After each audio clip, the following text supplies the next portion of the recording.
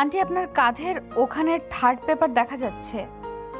Aunty বোধহয় নিশুর কথার আগামাতা তেমন কিছু বুঝতে পারেনি, তাই কিছুটা উৎসুক চোখে নিশুর দিকে তাকিয়ে বলল, কি বললে? আন্টি, আপনার কাঁধে মাল্টি কালারের থার্ড পেপারের ফিতা দেখা যাচ্ছে। আন্টি আর চোখে কাঁধের দিকে তাকিয়ে কাঁধের কাছ থেকে জামাটা ঠিক করে নিশুর দিকে চোখ বড় বড় করে তাকিয়ে বলল, থার্ড পেপার মানে কি? ওই যে যেটা ঢাকলে ওইটাকেও আমরা থার্ড পেপার বলি, মডার্ন ইউনিকোড ল্যাঙ্গুয়েজ। ও আন্টি, একটা কথা জানার ছিল। বলো। তার আগে আন্টি আন্টি বলা বন্ধ করো। I am not your aunty. আমার বয়স আন্টির মতো না। I am still young. Nishu তীক্ষ্ণ চোখে তার দিকে তাকিয়ে মুখ ভেঙচি কেটে মনে মনে বলল, কপাল ভালো যে আপনাকে দাদি ডাকিনি। বয়স তো আমার দাদির চেয়ে বেশি ছাড়া কম হবে না। আবার কথায় কথায় ইংলিশ মারাচ্ছেন, হ্যাঁ বুড়ি। অবশ্য আন্টি নিশুর ভেঙচি দেখলো না, কারণ নিশু বোরকা পরা, হিজাব নিয়ে নাক মুখ ঢাকা, খালি চোখ দেখা যায়। নিশু আন্টির দিকে খানিকটা ঝুঁকে বলল, ঠিক আছে আন্টি, ডাকবো না। তবে আগে বলুন, মাল্টি কালারের থার্ড পেপার কোথায় পেলেন? আমরা তো পাই না। কোন ব্র্যান্ড? দেখতে কিন্তু হেব্বি। তারপর চোখ মেরে ঠোঁট গোল করে শীষ বাজালো নিশু। আন্টি নড়ে চড়ে দাঁড়ালেন। জীবনে প্রথম তার মনে হচ্ছে তাকে কেউ ইভটিজিং করছে, তাও কোনো ছেলে নয়, বরং একটা মেয়ে। আন্টি গম্ভীর গলায় বলল, তুমি তো ভারী বেয়াদব মেয়ে। এমন করে ছেলেদের মতো চোখ মেরে শীষ দিয়ে কেউ কথা বলে? যা বাবা, আপনি এখানে বেয়াদবের কি দেখলেন? এমন ভাবে কথা বলছেন যেন ব্র্যান্ড না। আপনার সাইজ জিজ্ঞেস করছি। আচ্ছা, আপনার সাইজ তো পুরো বাচ্চা হাতির সাইজ, মেবি 42 নাকি 44, তাই না আন্টি? এবার আন্টি যে ভয়ানক খেপে গেল তা নিশু ভালো করে বুঝতে পারছে, তাই কথা না বাড়িয়ে চুপচাপ একটু দূরে গিয়ে বলল, ব্র্যান্ডের নামটা বললে ভালো হতো আন্টি। তারপর আন্টির অগ্নি চোখ উপেক্ষা করে হাসতে হাসতে ব্যাংক থেকে বের হয়ে গেল। মাসিক ডিপোজিট প্রিমিয়াম স্কিম মানে সহজ ভাষায় ডিপিএস লেখাতে ব্যাংকে এসেছিল। সেখানে কতক্ষণ লাইনে দাঁড়িয়ে থাকতে থাকতে চরম বিরক্তিকর পর্যায়ে পৌঁছে গিয়েছিল। ভাবলো বোরিংনেস কাটাতে কিছু করবে, তাই চারিদিকে খেয়াল করতে আন্টির দিকে তাকাতেই মনে হলো আন্টি একটু বেশি নাকা টাইপ। আন্টি কেমন কেমন ভাব করে চারিদিকে তাকাচ্ছে। পরনে দামি সিল্কের কামিজ আর প্লাজো, ওড়নাটাও স্টাইল করে পিন দিয়ে সেট করা। কতক্ষণ পর উফ, গরম বলে হাত দিয়ে মুখে ভঙ্গিতে বাতাস করছে, অথচ ব্যাংকে মাথার উপর বড় বড় দুটো ফ্যান ফুল স্পিডে ঘুরছে। নিশু ভাবলো ঢঙ্গি আন্টিকে একটু টিজিং করা যাক। যেই ভাবা সেই কাজ। ব্যাংকের বাইরে এসে বলল, এখন পার্লারে গিয়ে ঝাক্কাস একটা ফেসিয়াল দিতে হবে, নয়তো বিকেলে পেতনির মতো দেখাবে। বিকালে নিশুকে দেখতে আসবে। অন্য কেউ দেখতে আসলে নিশুর রণচণ্ডীর রূপ নিতে দুইবার ভাবতো না, কিন্তু আজ ওর প্রেমিক আহসানের ওরফে আহুর বাবা মা আর পরিবারের সবাই দেখতে আসবে, সাথে এঙ্গেজমেন্টও হবে। দীর্ঘ 4 বছর আহুর সাথে প্রেম করার পর আজ ওদের সম্পর্ক নতুন মোড় নেবে, তাই সুন্দর করে সাজা দরকার। পার্লারে যাবার জন্য নিশু মূলত বোরখা পরছে, কারণ ফেসিয়াল করে বাড়ি ফেরার সময় স্কিনে রোদ লাগলে প্রবলেম হতে পারে। পার্লারে গিয়ে মুখে ফেস মাস্ক লাগিয়ে এক্সিকিউটিভ চেয়ারে আরামদায়ক ভঙ্গিতে শুয়ে নিশু ভাবছে, আহুর সাথে বিয়ে করতে ওকে কম ঝামেলা পোহাতে হলো না। আহুকে নিশুর পরিবার মোটেও মানতে চাইল না। নিশুর বাবা যখন বলল এ ছেলে আমার পছন্দ না, তখন নিশু বাবার সামনে গিয়ে কোমরে হাত দিয়ে জিজ্ঞেস করলো, আহুর মধ্যে সমস্যা কি? দেখতে সুন্দর, স্মার্ট, উচ্চশিক্ষিত, ভালো জব করে, বাবার বিশাল সম্পত্তি আছে, এক কথায় সর্বগুণ সম্পন্ন। আহুকে পছন্দ নয় কেন? নিশুর বাবা বলল, ছেলের রুচি খারাপ, আর যে ছেলের রুচি খারাপ তার সাথে মেয়ের বিয়ে দিব না। কেন? কিভাবে বুঝলে আহুর রুচি খারাপ? তোর মতো পাঁচ খাই কুলি মেয়েকে যে ছেলে ভালোবাসতে পারে তার রুচি নিশ্চয়ই খারাপ। যে মেয়ে উঠতে বসতে ছেলেদের ইপটিজিং করে, ধরে বেড দিয়ে পিটায়, সে মেয়েকে কোনো ছেলে পছন্দ করেছে মানে সে ছেলের রুচি 100% খারাপ। তাছাড়া ছেলেটার অতিমাত্রায় ভদ্র। তোর জন্য এমন ছেলে খুঁজবো যে তোর মতো চালাক মেয়েকে নাকে দড়ি দিয়ে ঘুরাতে পারে, উঠতে বসতে যে তোকে শিক্ষা দিয়ে দমিয়ে রাখতে পারে। এমন ছেলের কাছে তোকে আমি বিয়ে দিব।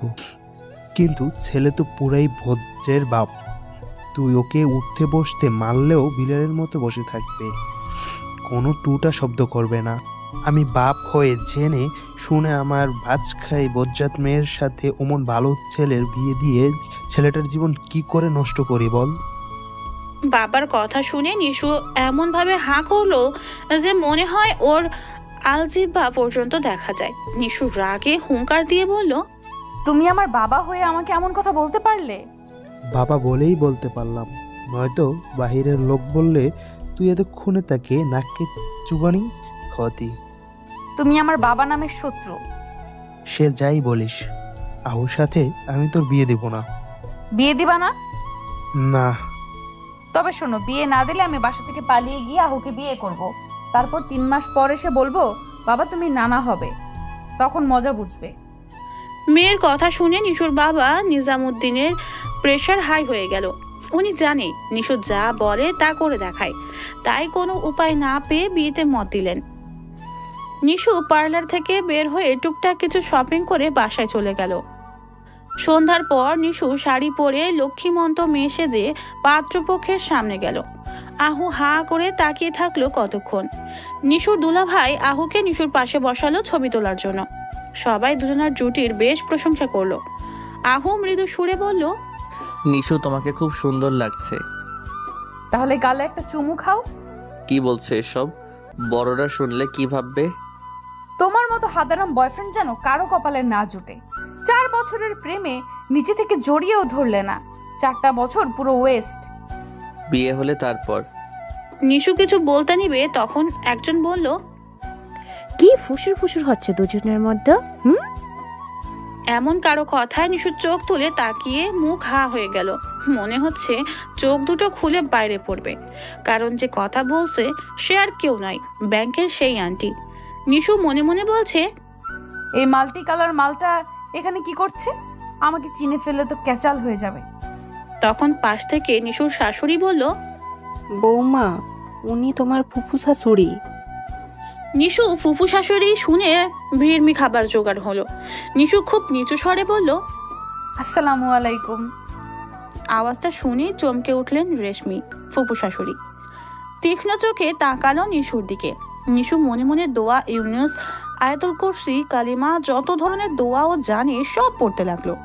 রেশমি নিশুর কাছে এসে তীক্ষ্ণ চোখে তাকিয়ে বলল, কই দেখি, আমার দিকে তাকাও তো। নিশু ঢোক গিলে তার দিকে তাকালো। রেশমি নিশুর দিকে তাকিয়ে বলল, তোমার সাথে কি আমার আগে কোথাও দেখা হয়েছে? নিশু মনে মনে বলল, মাল্টি কালার মালটা থুকু মানে ফুপুটা আমায় চিনে ফেলেনি তো আবার? আল্লাহ মালুম। নিশু মুখে মেখে হাসির রেখা ফুটিয়ে বলল, জি না ফুফু আম্মা, হ্যাঁ আমি আপনাকে আগে কখনো দেখি নাই। ও, আমার কেন জানি মনে হচ্ছে তোমার চোখ আগে কোথাও দেখেছি।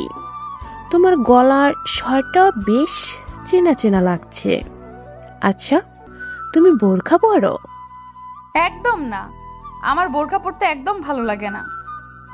ও, আজ কি বের হয়েছিলে? জি না ফুফু আম্মা, সারাদিন ঘরে ছিলাম। মা আমাকে দুধের স্বর, হলুদ, নিম পাতা, গোলাপের পাপড়ি বেটে পেস্ট করে সেটা আমার মুখে লাগিয়ে দিয়েছিল। সারাদিন মায়ের সাথেই ছিলাম। বিশ্বাস না হলে বাবা মাকে জিজ্ঞেস করুন। নিশুর মা সুমি বেগম নিশুর কথা শুনে থতমত খেয়ে গেলেন। উনি মনে মনে বলছে, বাজি মেয়েটা নির্ঘাত করে বদমাইশি করেছে। এখন কি সুন্দর করে মিথ্যা বলে আমায় ফাঁসিয়ে দিল। এখন আমাকে ওর জন্য মিথ্যা বলতে হবে। এই মেয়ের জ্বালায় আল্লাহ নির্ঘাত আমাকে নরকে পাঠাবে। আমি তো ওর মতো পানির মতো মিথ্যা বলতে পারি না, তবুও চেষ্টা করতে হবে। মানে বিয়েটা হয়ে গেলে পুরো এলাকা হাফ ছেড়ে বাঁচবে। এ তো মেয়ে না, টাইম বোম, যার ঘড়ি কাটা নষ্ট যখন তখন, যেখানে সেখানে ধুমধাম ফেটে যায়। রেশমি নিশুর মায়ের দিকে তাকাতেই সুমি বেগম একটু হেসে বলল, জি বেন, সত্যি বলছে, সারাদিন আমার সাথেই ছিল। রেশমি আরো কিছু বলতে গেলে আহুর মা আহিয়া বেগম বলল, কি শুরু করলি রেশমি? প্রশ্ন ব্যাংক খুলে বসলি এখানেও? এখানে পুলিশগিরি করিস না বোন, যা বৌমাকে আশীর্বাদ কর। রাতে আহু নিশুর ফোনে জিজ্ঞেস করলো, নিশু সত্যি করে বলো তো ব্যাপার কি? ফুপি কি তোমাকে চিনে? হ্যাঁ আবার না। মানে? নিশু ব্যাংকের ঘটনা খুলে বলল। আহু শুনে হাঁ হয়ে বলল, সর্বনাশ, টিজিং করার আর লোক পেলে না, তাও রেশমি ফুপুকে। কেন, তোমার ফুফুকে বাঘ না ভাল্লুক? তার চেয়েও বেশি। Why baby? ফুপিকে আমাদের পুরো বংশের লোক ভয় পায়। উনি রাজশাহী জেলার ডেপুটি কমিশনার ছিল। দীর্ঘদিন পুলিশি কাজে দেশ সেবায় নিজেকে বিলিয়ে দিয়েছেন। বিয়ে পর্যন্ত করেনি। জানো ফুপু, তার জীবনে 5টা এনকাউন্টার করছে। নিশুর হাত থেকে দুম করে ফোনটা পড়ে গেল। ফোনটা তুলে বলল, লা ইলাহা ইল্লা আনতা সুবহানাকা ইন্নী কুনতু মিনাজ জালিমিন। তোমার ফুফু এত ভয়ঙ্কর, এত ভয়ানক? জি, আমার বাবা তার বড় ভাই, তবুও বাবা তাকে ভয় পায়। আমাদের বাড়িতে তার কথার নড়চড় হয় না। সে গত বছর অবসর নিচ্ছে। 1 বছর আমেরিকা তার ছেলে রিমনের কাছে ছিল। এই না বললে সে বিয়ে করেনি, তবে ছেলে কোথা থেকে আসছে? লাউ গাছ থেকে ছিঁড়ে আনছে নাকি? নিশু, পুরা কথা তো শুনবা। রিমন আমার বড় ফুপির ছেলে, রেশমি ফুপি ছোট। বড় ফুপি রিমনের জন্মের পর মারা যায়। রেশমি ফুপি তখন রিমনকে নিজের ছেলের মতো মানুষ করতে থাকে। রিমন তাকে মা বলেই ডাকে, আর আমরা সবাই সেটা জানি আর মানি। ওয়াও, তোমার ফুপু তো জোস একজন মহিলা। জি, কিন্তু রাগী ভীষণ। যদি কোনোভাবে জানতে পারে তুমি এ কাজ করছো, তাহলে বিয়ের কথা ভুলে যাও। আমি কি ইচ্ছে করে করছি নাকি? জি, আপনি ইচ্ছে করে করছেন। এখন কি হবে? দোয়া করো যাতে তোমাকে চিনতে না পারে। নিশু চুপ করে রইল। আহু সেটা দেখে বলল, ইস্যু থার্ড পেপার মানে কি? তোমার মাথা আমার মুন্ডু। 2 দিন পর রেশমি তার কলেজের এক কাজে নিশুদের এলাকায় গেল। বহু পুরানো এক বান্ধবীর সাথে গতকাল তার দেখা হয়েছে। সে এই এলাকায় থাকে। আজ সারা দিন বান্ধবীর বাসায় থাকা প্ল্যান করে আসছে সে। আহুও তার সাথে আসছে। রেশমিকে তার বান্ধবীর বাসায় নামিয়ে দিয়ে আহু নিশুর সাথে দেখা করবে। কিন্তু নিশুদের রাস্তার মোড়ে আসতেই রাস্তার অপোজিট দিক তাকাতেই আহুর চোখ খুলে হাতে পড়ার উপক্রম হলো। রাস্তার অপোজিট সাইডে নিশু কটা ছেলেকে ব্যাট দিয়ে আচ্ছা মতো পিটানি দিচ্ছে। আহু রেশমির দিকে তাকাতেই রেশমি বলল, আহু, ওটা তোর হবু বউ নিশ্চিত ছিল। না, একদম না ফুপি, তুমি ভুল দেখছো। চলো তোমাকে তোমার বান্ধবীর বাসায় দিয়ে আসি। না, আমি ভুল দেখিনি, ওটা নিশ্চয় নিশু। চল তো। গেল গেল, আমার বিয়েটা গেল। ওরে নিশু, তুমি কেন করো হিসু?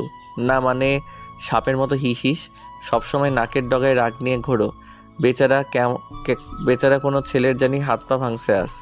আচ্ছা নিশু, কি বিয়ের পর এমন থাকবে? আমাকেও কি মারবে? কথাটা ভাবতেই আহু গা ঝাড়া দিল। রাস্তার অপর পাশে গিয়ে ভিড় ঠেলে ভিতরে গিয়ে দেখলো একটা ছেলে রাস্তায় বসে কাঁদছে, আর দুটো বলছে, ভাইরে, মেয়েদের হাতে মার খেয়েছিস বলে কাঁদিস না, আমরা তো খেয়েছি, আমরা কি কাঁদছি? ছেলেটা করে কাঁদতে কাঁদতে বলল, শালা, তোদের মতন দামড়া দুটো বন্ধু থাকতে একটা মেয়ে আমাকে এমনভাবে মারলো।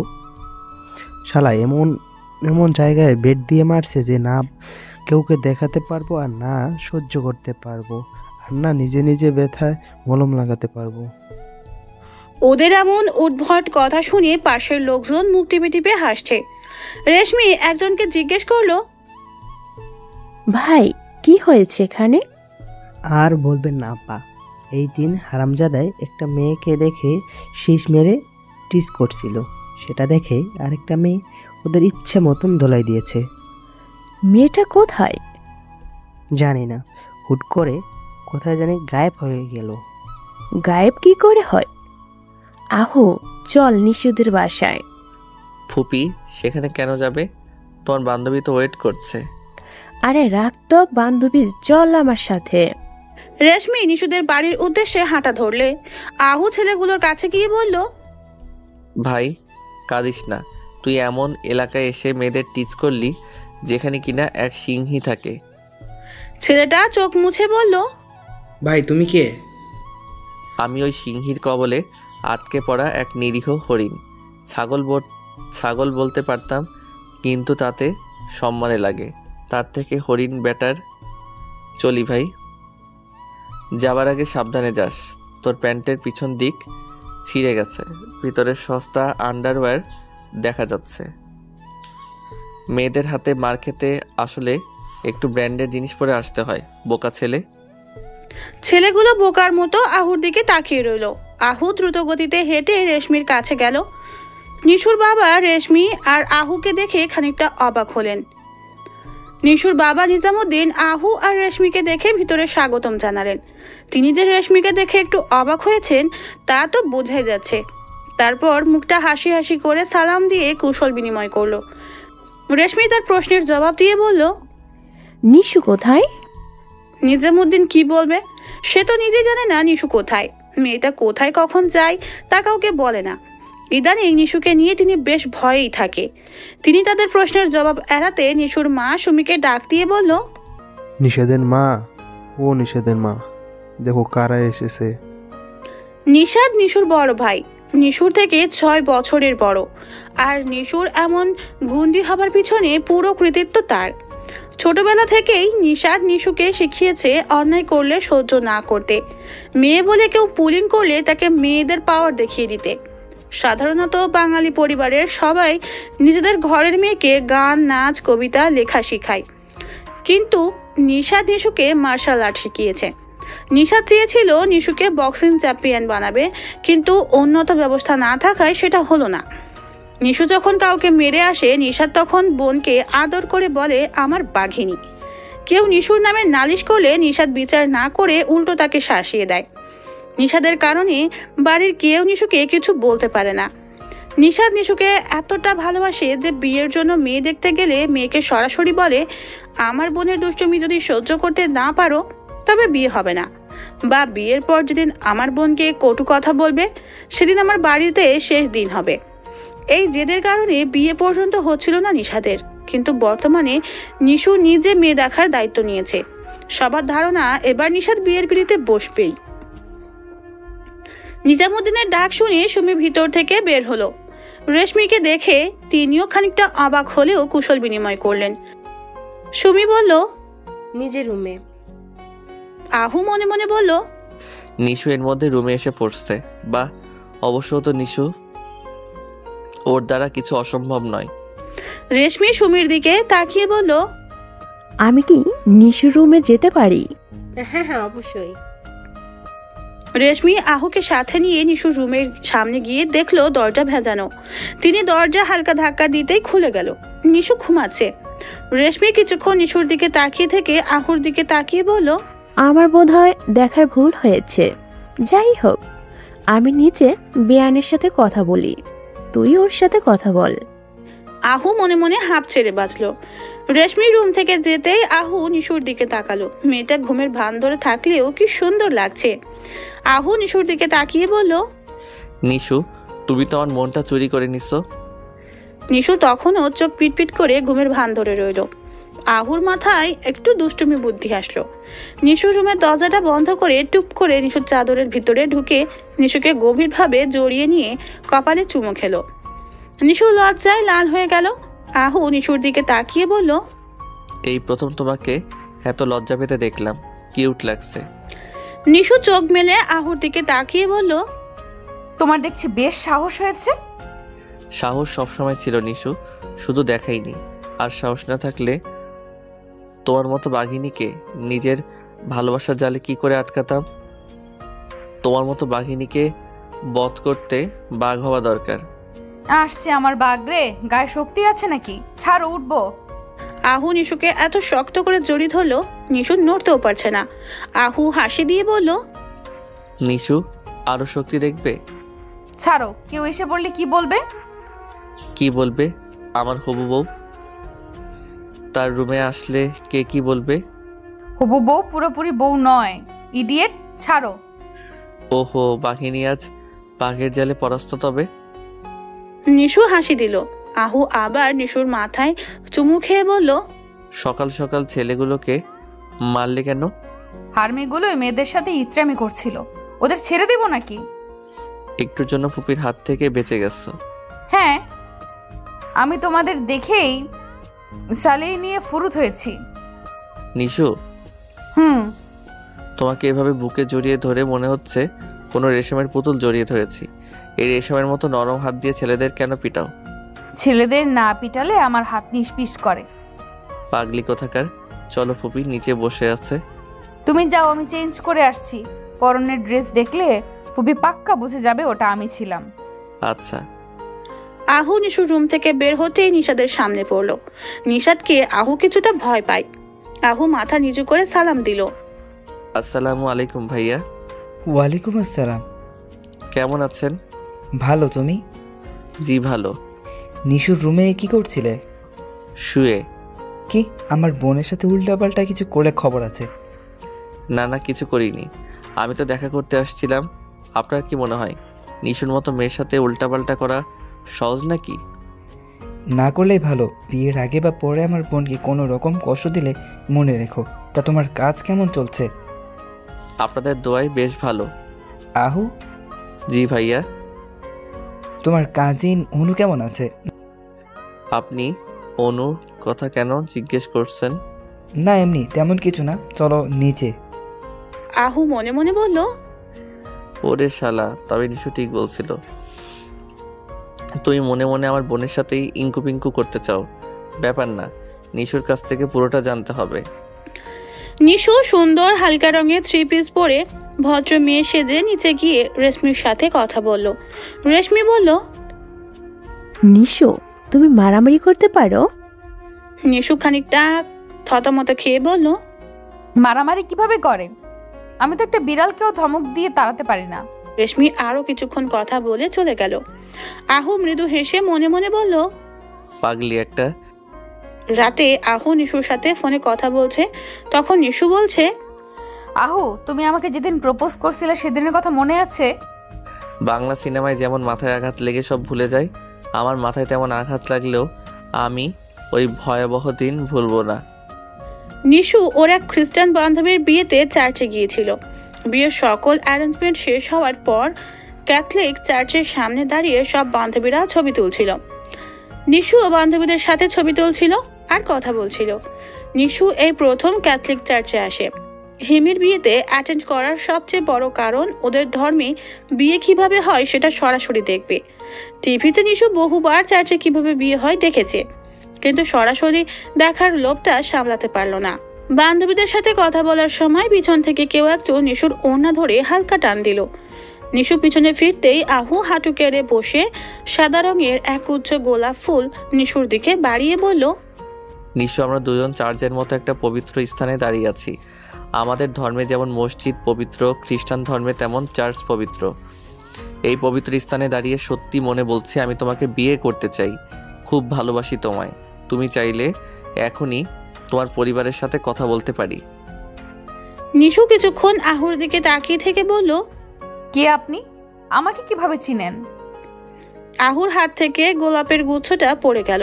আহু মুখ ভার করে বলল, তুই সত্যি আমাকে চিনতে পারোনি? জানি না।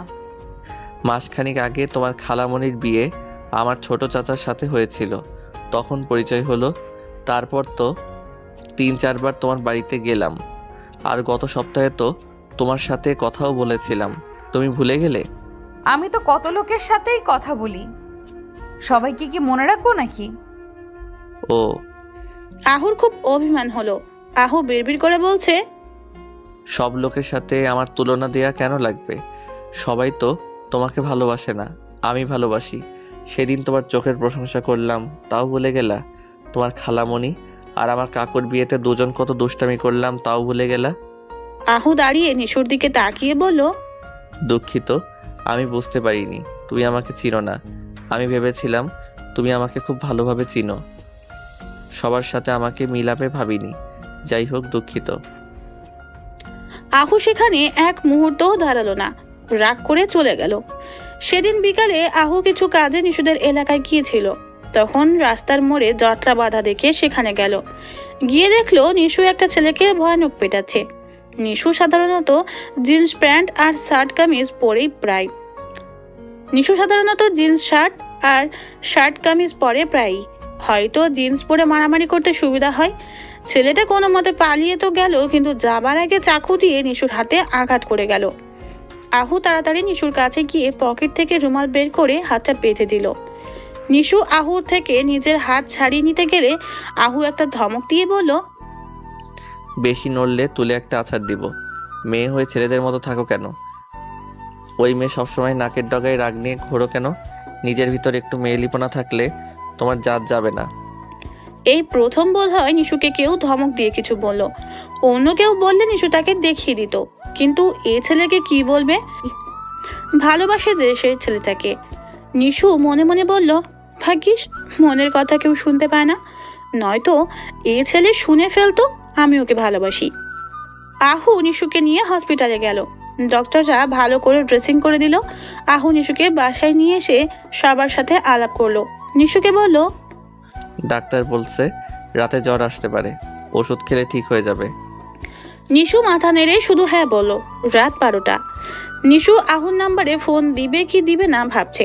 বহু কষ্টে খালামণিকে ভুজুং ভাজুং বুঝিয়ে ম্যানেজ করে আহুর নাম্বার নিয়েছে, কিন্তু এখন ফোন দিতে ভয় করছে। নিশু মনে মনে ভাবলো, আমি নিশু হয়ে ভয় পাচ্ছি তা ওই গাধাটাকে। আজ ওকে চার্চে বসে বোকা বানিয়ে একদম ঠিক করেছি। ইডিয়েটটা এতদিন আমাকে লুকিয়ে লুকিয়ে দেখেছে, অথচ প্রপোজ করার সাহস করেনি। আর আজ প্রপোজ করলো তো করলো, তাও এত এত মানুষের ভিতর চার্চে বসে। এত মানুষের মধ্যে হ্যাঁ কিভাবে বলি? আমার বুঝি লজ্জা করে না? তাছাড়া নিশাদ ভাইয়াকে জিজ্ঞেস না করে হ্যাঁ বলি কি করে? নিশু বিড়বিড় করে আবার বলছে, আমি লজ্জা পেয়েছি এ কথা ওর ঘরের লোক শুনলে নিশ্চিত কিডনি স্ট্রোক মানে কিডনি অ্যাটাক করবে। হার্ট অ্যাটাক বা স্ট্রোক তো কত লোকই করে, কিডনি অ্যাটাক কয়জন করে? নিশু অনেকক্ষণ ভেবে ভেবে ফোনটা হাতে নিয়ে আহুকে কল দিয়েই ফেললো। এত রাতে ঘুম ঘুম চোখে নিশুর নাম্বার দেখে আহুর সব ঘুম উড়ে গেল। ফোন রিসিভ করতেই হ্যালো বলার পর দুজনেই খানিক সময় চুপ রইল। আহুকে চুপ দেখে নিশু আহুকে ধমক দিয়ে বলল, কি হয়েছে কি? বাদুরের মতো চুপ করে আছেন কেন? কথা বলেন না কেন? না মানে তুমি এত রাতে আমাকে ফোন দিছো, ঠিক বিশ্বাস হচ্ছে না। তুমি আমার নাম্বার কোথা থেকে পেলে? খালামুনির কাছ থেকে নিয়েছি। আমাকে অসুস্থ রেখে সেই যে গেলেন, কই একবারও তো ফোন দিয়ে খোঁজ নিলেন না। না মানে যদি কিছু মনে করো। এই আপনার ভালোবাসা? কি? আমি আমার বড় ভাইকে আপনার প্রপোজের কথা বলছি। আহু ভয় পেয়ে তুতলাতে তুতলাতে বলল, কি? কেন? বারে ভাইয়াকে না বললে বিয়ে কিভাবে হবে? মানে? ভাইয়া বলছে আমি কেবল অনার্স প্রথম বর্ষে পড়ি, অনার্স শেষ না হলে বিয়ে দিবে না। হ্যাঁ তো? দূর, কলা গাছের বাদুর জানি কোথাকার। সেই থেকে কি কেন হ্যাঁ তো হ্যাঁ করেই যাচ্ছে। গাধার খালা তো ভাই বোঝেও না ভাইয়া আমাদের সম্পর্কে রাজি। আমাদের আবার কিসের সম্পর্ক? তুমি তো আমায় চিনোই না। শালা বাদুর, বেশি কথা পেঁচালে ঠ্যাং ভেঙে কলা গাছে ঝুলিয়ে দেব, তখন মজা বুঝবি। Nishu, mind your language. তোর ল্যাঙ্গুয়েজের গুষ্টি টুট টুট টুট। কতক্ষণ যাবত এটা বোঝাতে চাইছি আই লাভ ইউ টু, কিন্তু সাহেব কথা পেঁচাচ্ছে। বেশি কথা পেঁচালে আমার মাথা হেব্বি গরম হয়ে যায়। মুচকি হেসে আহু বলল, সরি। It's okay. কবে থেকে আমার মতো বাদুরকে ভালোবাসেন? প্রথম থেকেই। তো তখন নাটক কেন করলা? তো কি করব, ভাইয়াকে না বলে আমি কোনো সিদ্ধান্ত নিই না। ও তো এখন কি করব?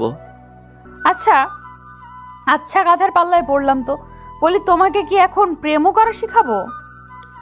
আহু অট্টহাসি দিয়ে বলল, তোমার প্রেম তো মারামারি করা, প্রেম তো আমি তোমায় শিখাবো নিশু। রোজ প্রেমের নতুন নতুন অধ্যায় পড়াবো, শিখাবো, শিখবে? নিশু লজ্জা পেলেও আহুকে বুঝতে দিল না। বুঝতে দিলে নিশু আরো লজ্জা পাবে। সেই থেকে আহুর উপর নিশুর গুন্ডামি শুরু। নিশু চুপচাপ ভদ্র মেয়েদের মতো রেশমির সামনে বসে আছে। রেশমিকে দেখে বোঝা যাচ্ছে সে বেশ রেগে আছে, কিন্তু নিশু রেশমির রাগের কারণ বুঝতে পারছে না। নিশু মনে মনে বলছে, আজ তো কাউকে মারিনি, মানে তিনি আমাকে মারতে দেখেনি, তবে কেন রেগে আছে? তাছাড়া আজ আহুদের বাসায় আমাদের বাসার সবাই দাওয়াত আছে, দাওয়াতে আসছে। তাছাড়া আজকে আমাদের বিয়ের তারিখ ফিক্সড হবে, তবে এই মাল্টি কালার মালটা রেগে আছে কেন? আর রাখছে তো রাখছে, আমার দিকে ফুলন দেবীর মতো অমন করে তাকিয়ে আছে কেন? ডাল মে কুছ কালা হ্যায় নিশু। আহু দুবার রুমে ঢুকতে গেছিল, রেশমির ধমক দিয়ে তাড়িয়ে দিয়েছে। এখন আহু দরজায় কান লাগিয়ে শোনার চেষ্টা করছে ভিতরে কি হচ্ছে। আহু দরজায় কান পেতে শোনার অনেক চেষ্টা করলো, কিন্তু কিছুই শুনতে পেল না। কিছুক্ষণ পর রেশমি আর নিশু দুজন হাসতে হাসতে রুম থেকে বের হলো।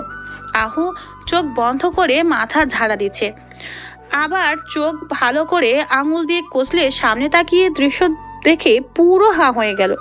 আহু বিড়বিড় করে বলছে, দুই বাঘিনী একসাথে হেসে হেসে কথা বলছে, ভয়ানক দৃশ্য। ছোটবেলা থেকে তো জানতাম দুই বাঘিনী এক বনের এক এলাকায় থাকা দুষ্কর, এরা দেখছি হেসে হেসে কথা বলছে। রেশমি সবার সাথে বসে কথা বলার সময় আহু নিশুকে নিজের রুমে নিয়ে গিয়ে বলল, কি ব্যাপার? কি ব্যাপার কি? ফুপি তোমাকে রুমে নিয়ে গেল রাগ করে, আর বের হলো হেসে, ব্যাপারখানা কি? ব্যাপার হলো তোমার ফুপি জেনে গেছে আমি সেই মেয়ে যে ব্যাংকে তাকে টিস করেছিল, আর ছেলেদের পিটানি দিতে আমার ঝুড়ি মেলা ভার। সর্বনাশ, আমার বোধহয় আর বিয়ে হবে না। ও নিশো, আমি যে অন্য কাউকে তোমার জায়গায় বসাতে পারবো না। চুপ! আমার জায়গায় অন্য কাউকে বসানোর চিন্তা করলে তুমি জীবনে বাবা হতে পারবে না আহু। পাগলা কুত্তাকে দাও ইঞ্জেকশন, তোমার বাম্পে দিয়ে দিব। নিশো, এসব কি বলো? ভয়ঙ্কর সব কথাবার্তা। তা ফুপি যখন সব জেনে গেল তখন সে তোমার সাথে হাসতে হাসতে কেন বের হলো? তোমার ফুপি পুলিশ থাকাকালীন সবাইকে 3rd ডিগ্রি টর্চার দিত, আর আমি তাকে অন্যরকম টর্চার করার ভয় দেখিয়েছি। অন্যরকম টর্চার? সেটা আবার কি? কাম জানো, কাছে আসো, তোমাকে ফ্ল্যাশব্যাক দেখাচ্ছি। আহুর গালে গাল লাগিয়ে নিশু বসলো। রেশমি নিশুকে রুমে নিয়ে গিয়ে বলল, তুমি সেই মেয়ে যে ব্যাংকে আমার সাথে বেয়াদবি করেছিলে। সেদিন রাস্তায় মোড়েও তুমি মারামারি করেছিলে। তুমি কি ভেবেছিলে আমাদের আগে জলদি ঘরে গিয়ে ঘুমানোর নাটক করলে পার পেয়ে যাবে? তুমি কি নিজেকে তো চাদর দিয়েই ঢেকে রেখেছিলে, কিন্তু তোমার কাদা মাখা সুচ কিভাবে ঢেকে রাখবে? তোমার ব্যাগ, হকি স্টিক মেয়েদের রুমে সাজার প্রসাধনী থাকে, অথচ তোমার রুমে আমি bat, hockey stick, chain, boxing gloves থাকে। আর এসব দেখে কি তোমার মনে হয় আমি কিছু বুঝতে পারিনি? তোমাদের এলাকায় খোঁজ নিয়ে জেনেছি এলাকার সবাই তোমাকে খুব ভয় করে। তুমি দেখতে মেয়েদের মতো সুন্দরী হলেও কি হবে, তোমার ভেতরে 4-5টা গুন্ডু ছেলে লুকিয়ে আছে। কোথায় আমার ভেতরে 4-5টা গুন্ডা? আমি তো আমার ভেতরে সেটা দেখতে পাচ্ছি যা আপনার ভেতরে আছে। রেশমি নড়ে চড়ে বসে বলল, ইডিয়েট, আমি চারিত্রিক বৈশিষ্ট্যের কথা বলেছি। ও, এখন বলো, তোমার মতো গুন্ডি মেয়ে যে কিনা রোজ ছেলেদের না পিটালে পেটের ভাত হজম হয় না, যাকে কিনা এলাকার বাচ্চা থেকে বুড়ো লোক গুন্ডি ডাকে, তার সাথে আমাদের ছেলে বিয়ে দেওয়া ঠিক হবে? অবশ্যই ঠিক হবে।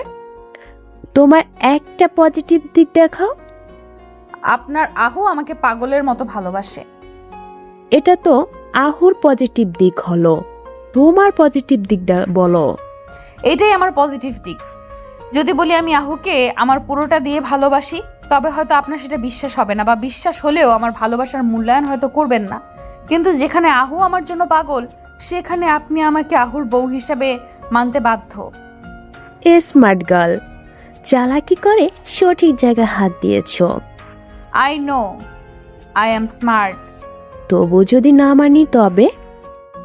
ফুফু আম্মা, আপনি আমাকে বোধহয় এখনো চিনতে পারেননি। I am Nishu. কারো কোনো কিছু মানা না মানার পরও আমি করি না, আমি সেটা করি যেটা নিজের মন চায়। আহু কিন্তু পরিবারকে কষ্ট দিয়ে তোমাকে বিয়ে করবে না। জানি, আমি চাইও না আহু তেমন করুক। যে ছেলে একটা মেয়ের জন্য নিজের এত সুন্দর পরিবার ছাড়তে পারবে, তার মানে আমার থেকে ভালো কাউকে পেলে সে আমাকে ছাড়তেও দুবার ভাববে না। আর আমার আহু তেমন নয়। Good thinking, I am impressed. জি ধন্যবাদ। তবুও তোমার গুন্ডামির জন্য যদি না মানি তবে? তাহলে আপনাকে গুন্ডামি দেখাবো। মানে? ফুফু শাশুড়ি আম্মা, মনে আছে গত পরশু আপনাকে একটা পাগল কুকুর তাড়া করছিল? আমি এসে আপনাকে আমার স্কুটারে তুলে নিয়েছিলাম বলে বেঁচে গিয়েছিলেন, নয়তো 14টা ইঞ্জেকশন লাগতো। তো ভাবুন, রোজ যদি কয়েকটা পাগল কুকুর আপনাকে তাড়া করে তবে কেমন হবে? আপনার নামে বড় বড় বাক্সের কিছু পার্সেল আসলো। পার্সেল খোলার সাথে সাথে বক্সের ভেতর থেকে 100 ইঁদুর আর 100 ব্যাঙ লাফিয়ে আপনার গায়ে পড়ে সারা ঘরময় ছড়িয়ে পড়ে, তবে কেমন হবে?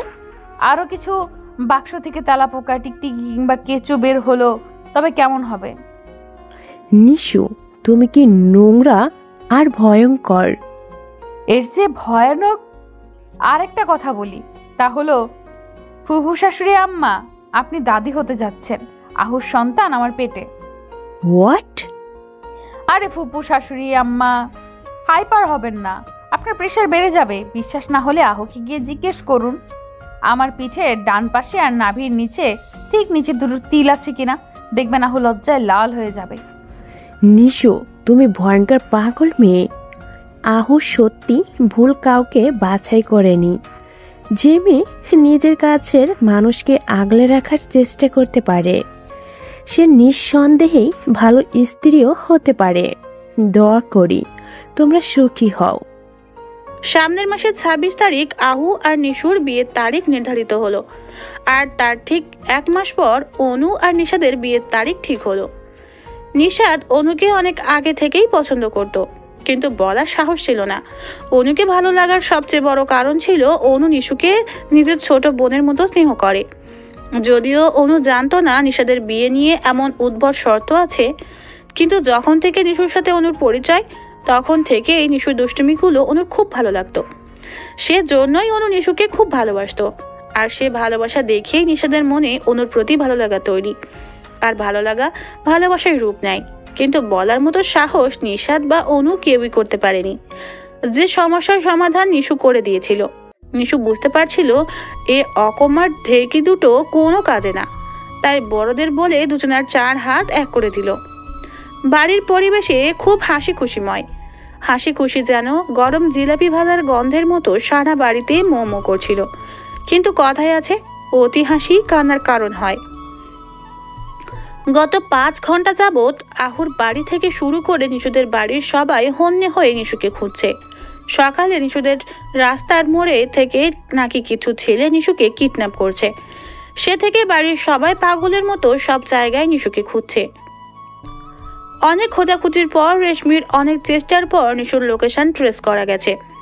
পুলিশ বাহিনী সহ সবাই সেখানে উপস্থিত হলো। লোকেশন ট্রেস করে জায়গা মতো পৌঁছাতে প্রায় ঘন্টাখানিকের মতো লাগলো। একটা বড় বাংলো বাড়ি। পুলিশ বাড়িটাকে পুরো বাড়িটা চারপাশে আটক করে ভিতরে ঢুকে সামনে দুটো ছেলেকে পেল। তাদের আটক করে জিজ্ঞাসা করলো নিশু কোথায়। তারা পুলিশের ভয়ে বলল দোতলায়।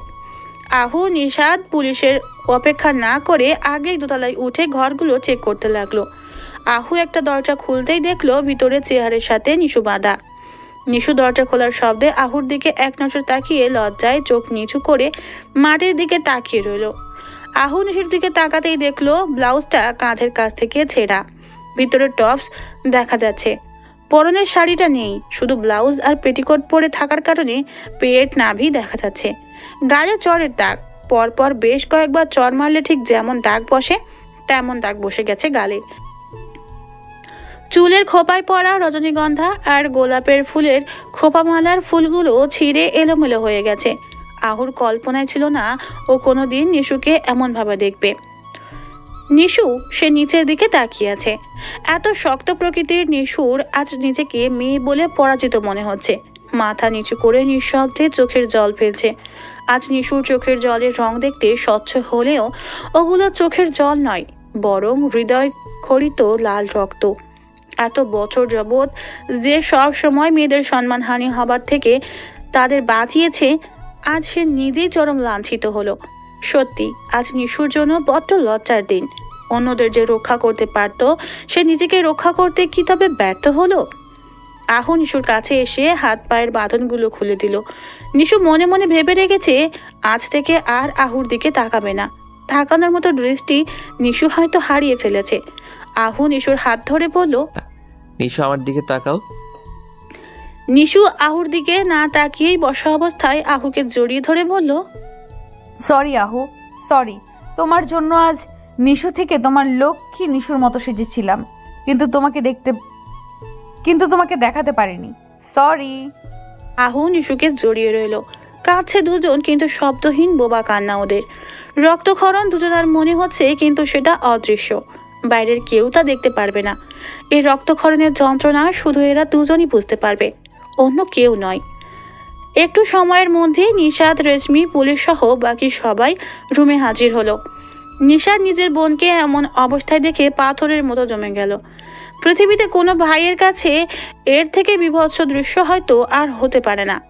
নিজের বোনকে অর্ধনগ্ন দেখার থেকে কষ্ট করা লজ্জাজনক কোনো মুহূর্ত হয়তো কোনো ভাইয়ের কাছে নেই। রেশমি চারপাশটা ভালো করে তাকিয়ে দেখতেই এক কর্নারে নিশুর শাড়িটা দেখতে পেল। তিনি শাড়িটা এনে নিশুর কাছে দাঁড়িয়ে বলল, তোরা সবাই বাইরে দাঁড়া, আমি নিশুকে শাড়িটা পরিয়ে নিয়ে আসছি। আহুর কানে কারো কথা যাচ্ছে না, ও তো নিশুকে নিজের মাঝে আঁকড়ে ধরে রেখেছে। রেশমি আহুর গালে হাত দিয়ে বলল, বাবা, সব ঠিক হয়ে যাবে, চিন্তা করিস না। নিশুর কিডন্যাপ হবার 7 দিন পর। আগের মতো স্বাভাবিক নেই নিশু। সব সময় নিজেকে রুম বন্দি করে রাখে, কারোর সাথে কথা বলে না। যে মেয়ে 2 ঘন্টা ঠিক মতো এক জায়গায় স্থির থাকতো না, সে সারা দিন রুমে বসে থাকে। নিজের ভাই থেকে শুরু করে কারোর সাথে কথা বলে না।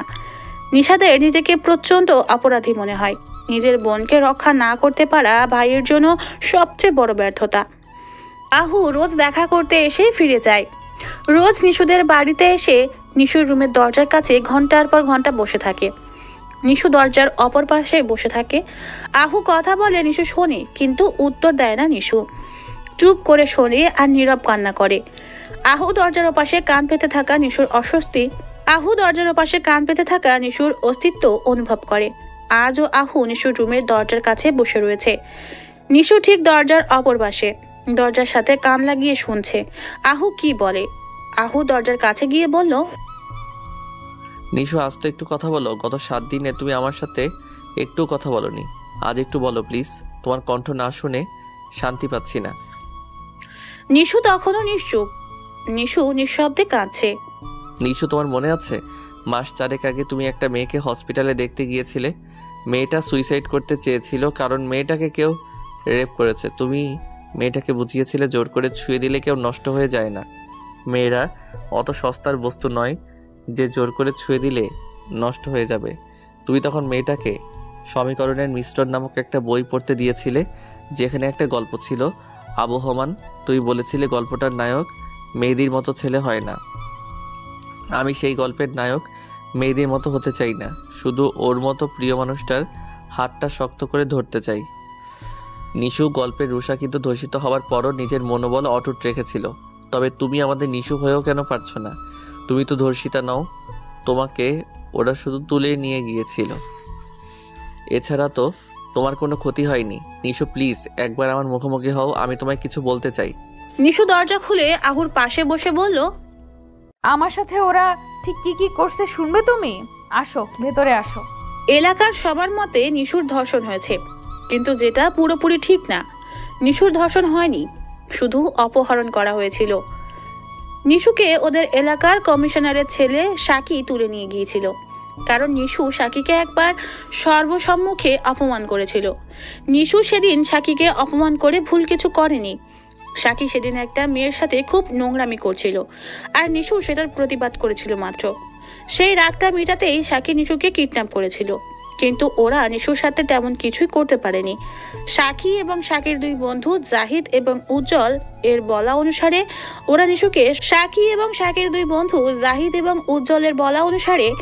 ওরা নিশুকে সকালে নিশুদের এলাকা থেকে কিডন্যাপ করে বাংলোতে আনে ঠিকই, কিন্তু তখনই সাকির বাবা জরুরি কাজে 3 জনকেই ডেকে পাঠায়, যার ফলে ওরা নিশুকে অজ্ঞান অবস্থায় বেঁধে রেখে নিজেদের কাজে গিয়েছিল।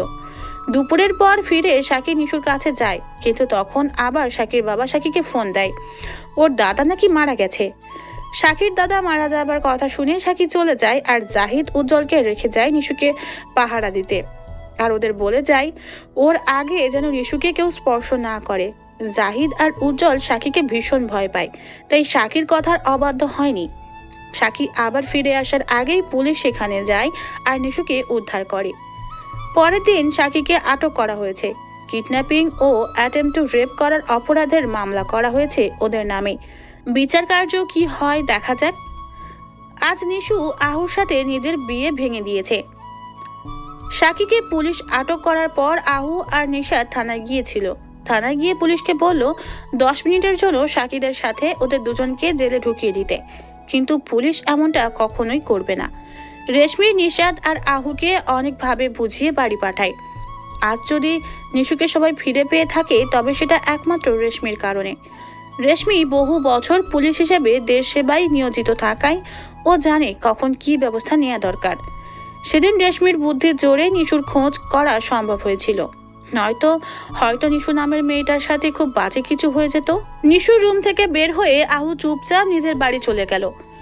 কারোর সাথে কোনো রকমের কথা বলল না, এমনকি যাবার পর দুদিন নিশুর সাথে কোনো কথা বলল না। নিশু আহুর বাবাকে ফোন দিয়ে বিয়েটা ভেঙে দিল। তিনি কারণ জানতে চাইলে নিশু কিছুই বলল না। নিশু বিয়ে ভেঙে দিয়েছে শুনেও আহু চুপ ছিল। নিশুর বাড়ির লোক নিশুকে বোঝাচ্ছিল, কিন্তু নিশুর এক কথা, ও কাউকে বিয়ে করবে না। আজ সকালে নিশুর সাথে দেখা করতে অনু আসলো। প্রথমে নিশাদের রুমে গেল। সেখানে গিয়ে দেখলো নিশাদ আনমনে বাইরের দিকে তাকিয়ে আছে।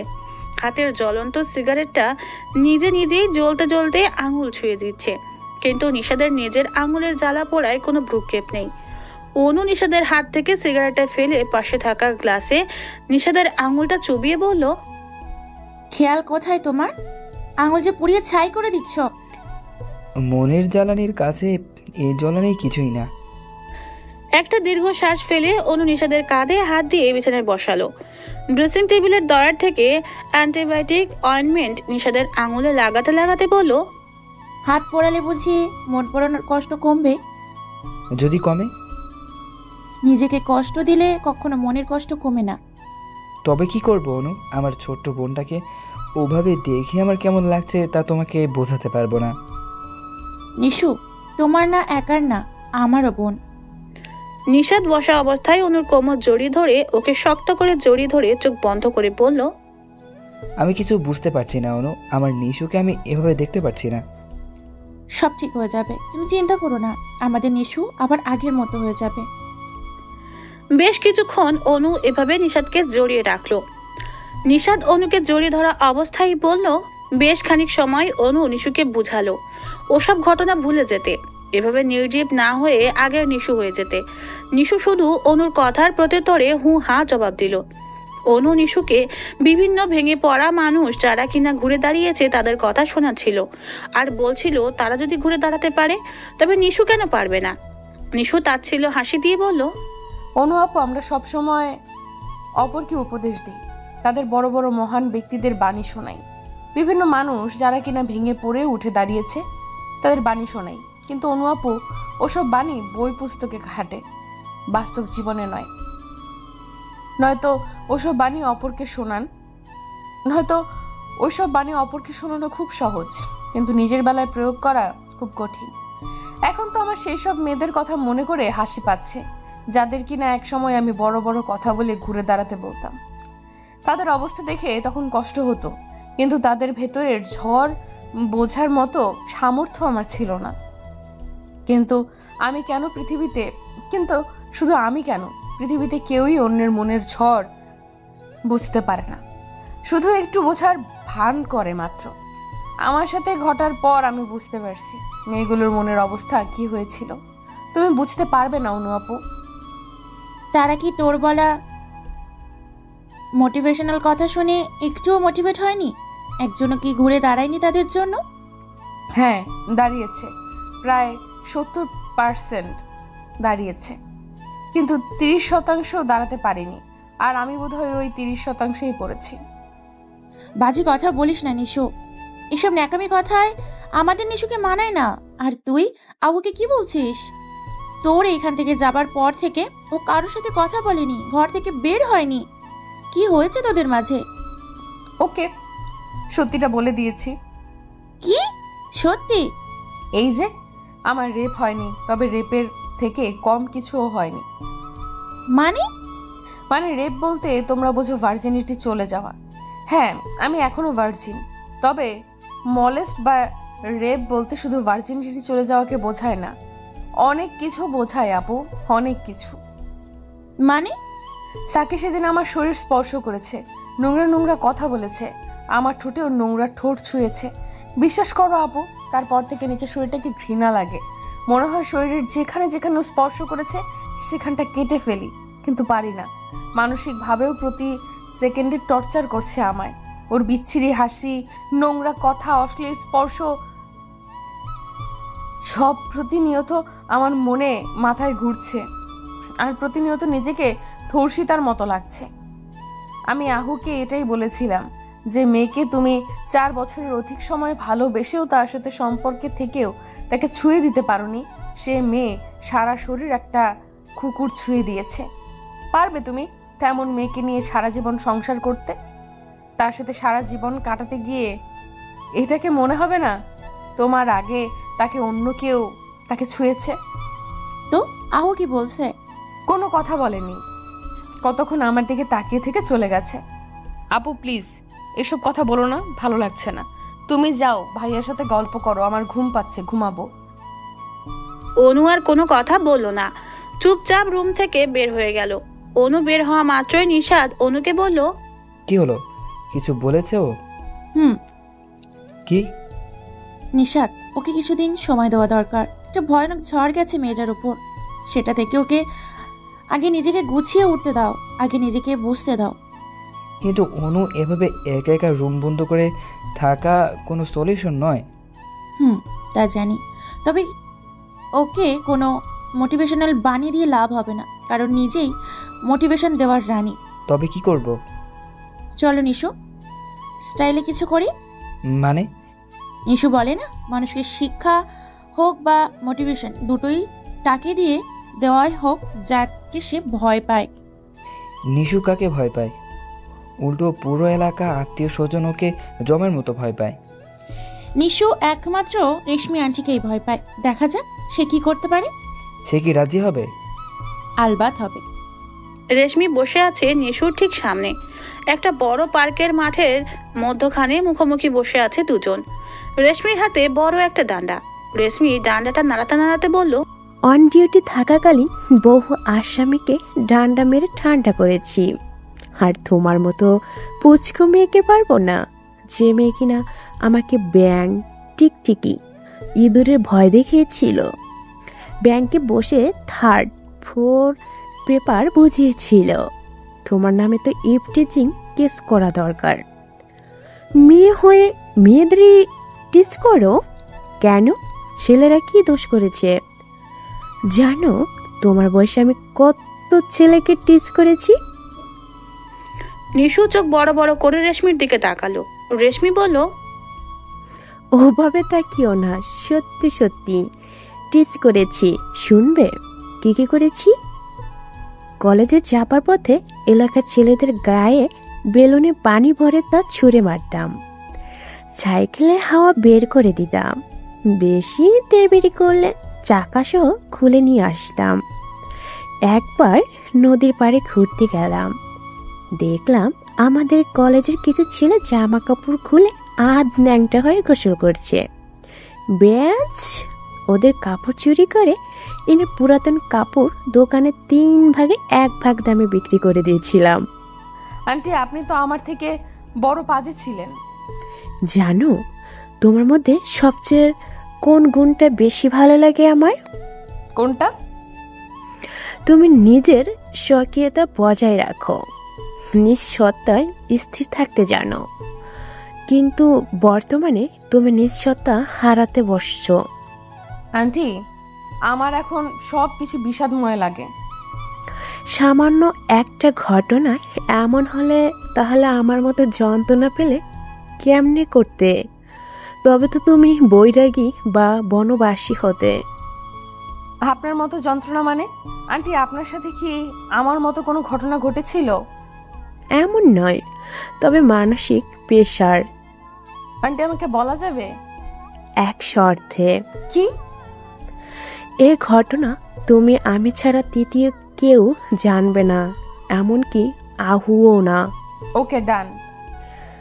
জানো আমি বিয়ে কেন করিনি? হ্যাঁ, দেশ সেবা করবেন বলে। তেমন কিছু না, আমার সাথে বহু মহিলার আছে যারা সংসার সামলেও চাকরি করেছে, দেশ সেবা করছে।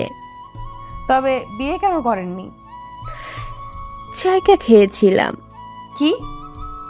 হ্যাঁ, একজনকে ভালোবাসতাম, তাকে পাইনি বলে বিয়ের কথা আর চিন্তাও করিনি। কেন জানি মনে হতো তার স্থান অন্য কাউকে দিতে পারবো না, সম্ভব নয়। কে এসে? রিমনের বাবা। মানে আপনার বোনের স্বামী? হ্যাঁ। কিন্তু কিভাবে কি? পুরো ঘটনা বলুন না প্লিজ। বলছি, আমার বড় বোন রোজিনা আর আমি মাত্র 20 মাসের ছোট বড় ছিলাম। একসাথে একই ক্লাসে দুজন পড়তাম। বড় আপু ছিল প্রচণ্ড শান্ত মেয়ে, আর আমাকে তো দেখোই কেমন। আমাদের দুজনকে মাইনুল স্যার মানে রিমনের বাবা বাসায় এসে পড়াতেন। তখনই আমি ছাড়ের প্রেমে পড়ে যাই। ছাড়ের বাবার সাথে আমার বাবার বন্ধুত্ব ভালো ছিল। তারা দুজন মিলে বড় আপার আর ছাড়ের বিয়ে ঠিক করে ফেলে। আমার তখন দম বন্ধ করা অবস্থা হয়েছিল। না পারছিলাম বাবাকে বলতে, না ছাড়কে। তাদের বিয়ে হবার 2 দিন আগে অনেক সাহস করে ছাড়কে নিজের মনের কথা বলেছিলাম। স্যার শুনেন, কিছুক্ষণ গম্ভীর থেকে বলেছিল, রেশমি, তোমাদের 2 বোনকে আমি কখনো সে নজরে দেখিনি। তবুও বাবা যখন রোজিনার সাথে বিয়ে ঠিক করলো তখন না করিনি।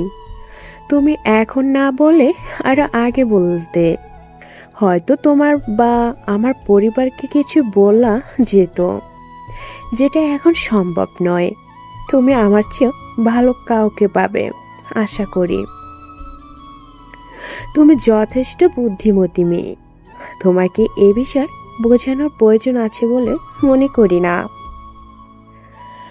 আমি অনেকটা হতাশ হয়ে পড়েছিলাম। স্যারকে বলেছিলাম, আমি জানি এখন কিছু হবার নয়, আমি শুধু চাই আপনি একবার আমায় ছুঁয়ে দিন। আপনার আগে যেন আমায় কেউ স্পর্শ করতে না পারে। আপনার প্রথম স্পর্শ আমার স্বর্গীয় পাওয়া হবে। স্যার আমার মাথায় হাত রেখে মৃদু হেসে বলেছিলেন, বয়সটা আবেগের, তাই আবেগে কথা বলছো। যখন আবেগটা কেটে যাবে তখন এই স্পর্শ অভিশাপ মনে হবে। যাও, বাড়ি যাও। আমি স্যারের কথা শুনিনি। ঝড়ের গতিতে স্যারকে জড়িয়ে ধরে ঠুকরে কেঁদেছিলাম। স্বার্থপরের মতো বলেছিলাম, চলুন দূরে কোথাও পালিয়ে যাই, যেখানে আমাদের কেউ জানবে না। স্যার সেদিন আমার মাথায় চুমু এঁকে বলেছিল, ছুঁয়ে দিলাম তোমায়, এর বেশি স্পর্শ করা আমার পক্ষে সম্ভব নয়। আমি আমার পরিবারের সম্মান নিয়ে খেলতে পারবো না। স্যার সেদিন চলে গেলেন, আমি শুধু কেঁদেছিলাম। সত্যি সেদিন আবেগী হয়ে পড়েছিলাম, নয়তো স্বার্থপরের মতো নিজের বোনের ঘর ভাঙার কথা বলতে পারতাম না। লজ্জায় সেদিন এর পর স্যারের সামনে সহজে যেতাম না। ভুলবশত তার সাথে দেখা হলেও কথা বলতাম না। বড় আপু আর স্যারের সংসার সুখে চলছিল। বিয়ের 2 বছর পর আপু কনসিভ করলো। আমি তখন সিভিল সার্ভিসে ট্রেনিং নিচ্ছিলাম। বাসা থেকে বিয়ের কথা বললেও আমি না করে দিতাম। মনে মনে পণ করেছিলাম, যেমন ছাড় ছুঁয়েছে সেমন অন্য কাউকে কখনো স্থান পাবে না। আমার বয়স তখন আবেগে ছিল, কিন্তু সিদ্ধান্ত অটল ছিল। ট্রেনিংয়ের শেষে সেদিন বাড়ি ফিরছিলাম। তখন পথে কিছু জটলা দেখে সেখানে গেলাম। গিয়ে দেখি স্যার অ্যাক্সিডেন্ট করে, রক্তাক্ত অবস্থায় রাস্তায় পড়ে আছে। মন ওই মুহূর্তে থেমে গিয়েছিল, কিন্তু মাথা ঠিকই কাজ করছিল। ছাড়কে হসপিটালে নিয়ে গেলাম। ডাক্তাররা বলল বাঁচানো সম্ভব নয়। স্যার শেষবারের মতো আমাকে কিছু বলেছিলেন। স্যার খুব ধীরে ধীরে আমাকে বললেন, রেশমি, আমার বিয়ের অনেক আগে থেকে তোমাকে ভালোবাসতাম, কিন্তু কিছু বাকিটা স্যার বলতে পারলেন না। তবে স্যারের এতটুকু কথায় এটা বুঝেছিলাম। সেদিন যখন স্যার আমাকে আমার মাথায় চুমু খেয়েছিল, সেদিন কেন তিনি কেঁদেছিলেন, তার কান্না করার কারণ জানতে পারলেও আজও জানতে পারিনি। কেন তিনি আমাকে ভালোবাসার সত্ত্বেও আপুকে বিয়ে করলো, এই প্রশ্নটা অঙ্কে বহু বছর যাবৎ মনের মধ্যে কষতে চেষ্টা করেছিলাম, কিন্তু প্রতিবার ব্যর্থ হয়েছি। এটা এমনই প্রশ্ন যার উত্তর আমি অন্য কারোর কাছে জানতে চাইতে পারবো না। প্রত্যেকের জীবনে কিছু কিছু উত্তরহীন প্রশ্ন থাকে। আমার জীবনের এ প্রশ্ন উত্তরটাও পাওয়া সম্ভব নয়, কারণ প্রশ্নটা যা সে তো নেই, আর প্রশ্নটাই এমন যা অন্য কারো কাছে আমি জিজ্ঞেস করতেও পারবো না। তাই প্রশ্নটাকে প্রশ্ন হিসাবেই রাখলাম।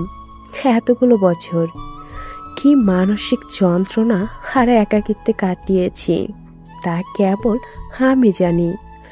বন্ধুরা বলতো বিয়ে করে নে, কিন্তু আমি তো এমনই পণ করেছিলাম বিয়ে করব না।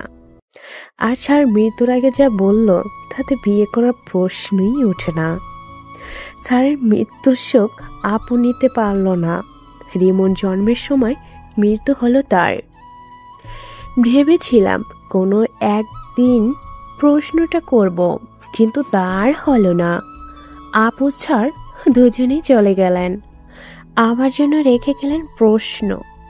তবে তারা দুজনে আমাকে বেঁচে থাকার নতুন জ্যোতি দিয়ে গেলেন, আমার রিমনকে। আমার পরিবার বিয়ের জন্য কম চেষ্টা করেননি, কিন্তু রিমনের দিকে তাকালে মনে হতো ও আপুর নয়, আমার সন্তান। ছাড় হয়তো কোনো কারণে আমাকে বিয়ে করতে পারেননি, তবে ভালো তো বেশিছিলেন, আর তার ভালোবাসার একটা অংশ রিমন। আমার বেঁচে থাকার জন্য এতটুকুই যথেষ্ট। বিয়ে না করলেও আমি আমার জীবনকে থামিয়ে রাখিনি। জীবনের সকল আনন্দ উপভোগ করেছি। হ্যাঁ, একটু ভেঙে পড়েছিলাম, তবে জীবনে উঠে দাঁড়িয়েছি, আবার হাসতেও শিখেছি। ভালো থাকতে জানি আমি। জীবনটা কোনো বস্তু নয় যে কেউ নাড়া না দিলে স্থির থাকবে। জীবনটা সাগরের ঢেউয়ের মতো, একটা ঢেউ ভাঙবে, নতুন হাজারটা গড়বে। তেমনি কোনো ব্যক্তি বা ঘটনার জন্য জীবন থেমে থাকতে পারে না। জীবনকে সাগরের মতো গড়ো, যে বিশাল হবে, মহান হবে। নিজের মাঝে ঝড় তুফান জবে, কিন্তু কিছুক্ষণ পর শান্ত হবে, এবং সেই সমুদ্রেই থাকবে সমুদ্রের ঝড়। হবে বলে কি সে সমুদ্র থাকে না? হ্যাঁ, খানিক ঝড়ের সমুদ্রে কিছুটা এলোমেলো হয়, তবে কিছুক্ষণ পর ঠিক শীতল হয়। তোমার জীবনে একটা ঘটনায় তুমি থেমে গেছো, অথচ তোমার ভালোবাসার মানুষগুলো তোমার কাছে। আর আমার জীবন সংগ্রামে ভালোবাসার মানুষটাকেই হারিয়ে ফেলেছি। পাশে হাত ধরে চলার মতো তেমন কাউকে পাইনি, তবু জীবনটাকে স্থির রাখিনি। আর তোমার নিজের মানুষটা তোমার পাশে আছে। তাছাড়া তোমার পরিবার সবাই তোমাকে সাপোর্ট করে। তবে তোমার কি ভয় বলো নিশু? জীবনে অনেক মানুষই আসে যায়, কিন্তু আহুর মতো ভালোবেসে হাত ধরে রাখার মতো সাহস সবাই করে না। তুমি জানো, আমি প্রথমে তোমার বিয়ে ভেঙে দিতে চেয়েছিলাম।